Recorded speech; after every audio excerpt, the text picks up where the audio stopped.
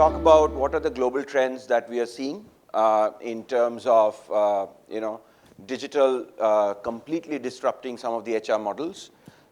We will talk about how, the transformation, the HR transformation is getting slowly morphed into something very, very different from what, sometimes organizations start with. We will talk about the value in the process, what value, why organizations are adopting digital as methods to engage, to run some of their HR activities. And finally, some key considerations which we have to be probably careful of when we try and do an HR transformation. So one of the key things which is happening in the overall digital space and especially affecting HR is completely changing the user experience, improving the user interface to make it very, very interactive, intuitive, to a large extent idiot-proof. You don't need to do anything, you don't need to learn anything, you can just go in and start using the system. Analytics is the need of the day. Organizations, and probably 86% of the organizations in a recent survey said that they understand that it is something which you can't do without. Now, I think the focus is very clearly on how do I analyze what my people are thinking, what my people are talking about, what my people want, and how do I engage with them, how do I increase their motivation levels, how do I increase their productivity levels. And HR analytics forms a very, very key pivotal role in this. In some cases, it is also playing a very, very pivotal role in choosing the right talent. It's not about analyzing your employees, it's also analyzing who is applying to you. It's a very, very different paradigm which is coming in. The other thing, and Indu talked about it, that we are looking at gamification in a big way. We are, everything needs to be in a game, right? So it's not only about employee engagement. If you look at the entire process of somebody joining an organization, many organizations have made the entire process of introduction and how you, sort of onboard a resource into a game. How do you, look at learning into a game? So, how do I make my entire learning, which had moved from, classroom-based learning to e-learnings? And one of the key drivers around that is, of course, the growth in, mobility, mobile apps.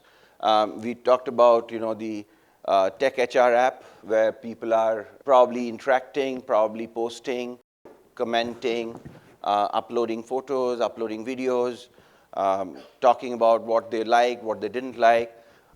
The trend very clearly today is around flexibility, which we all talked of yesterday. The trend is also around the workforce being not only very different from the workforce of previous years, but the workforce also demanding something very, very different. And to respond to that, organizations would actually have to adopt not only digital methods and digital technologies, but they also would have to see what are we trying to do in the future to understand my employees better. One of the key things which people are trying around now is, can I use IoT devices to also monitor engagement levels, concentration levels, stress levels, how a particular person. So when I'm looking at the entire workforce analytics, one of the key things of workforce analytics is coming up from actual data of the workers in the office, where you can find out in the factory or in the different places, how are they working. So in that kind of a scenario, how do you drive engagement? How do you drive integration between people? How do you drive employee motivation levels? How do you recruit the right talent? So those are some of the key questions which we would probably be talking of during the day. And what we also have to understand is that as we go along, the organizations also keep changing, right?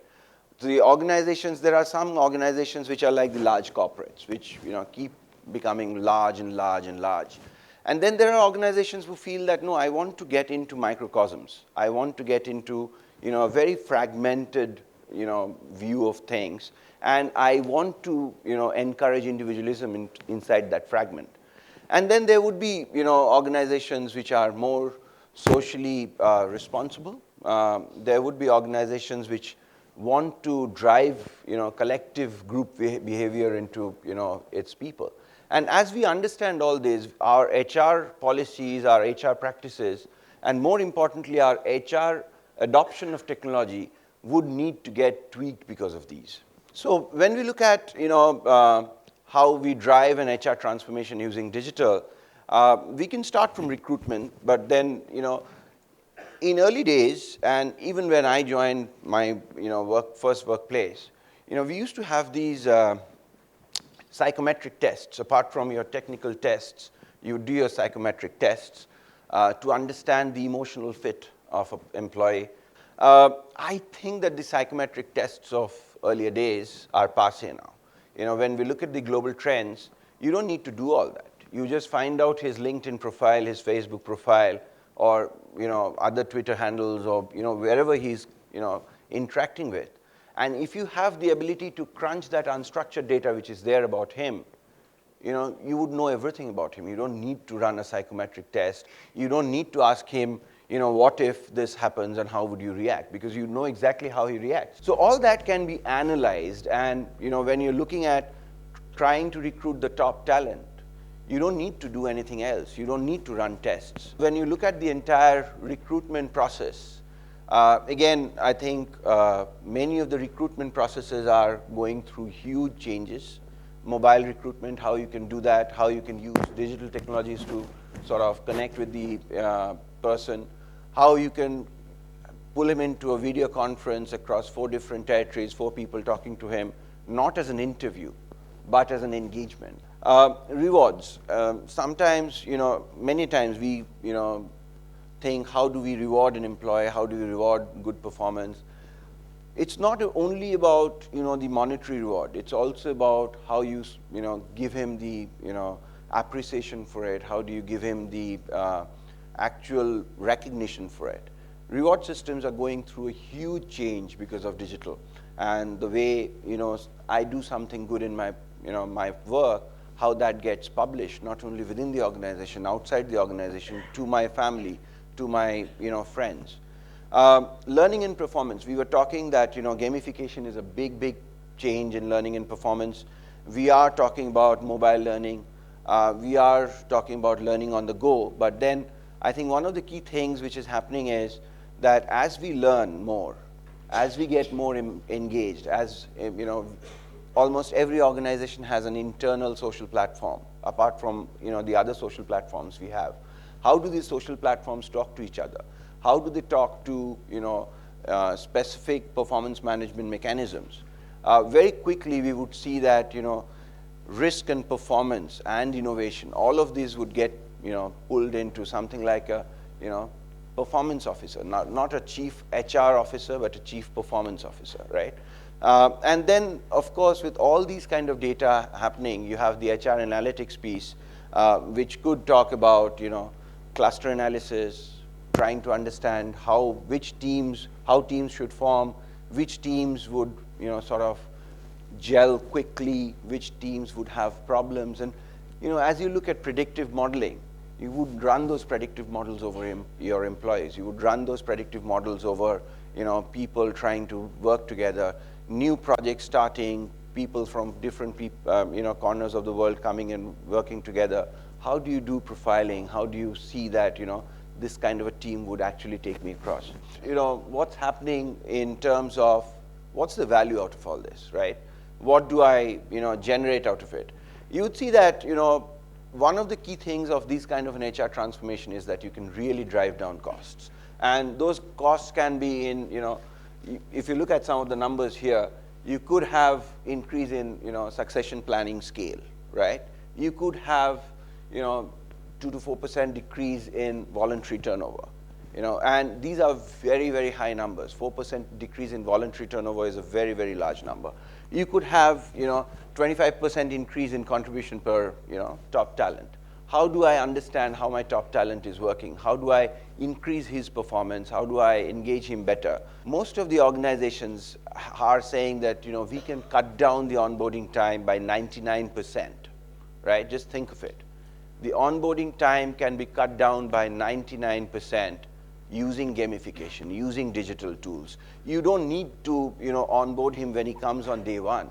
You start onboarding him when you give the offer.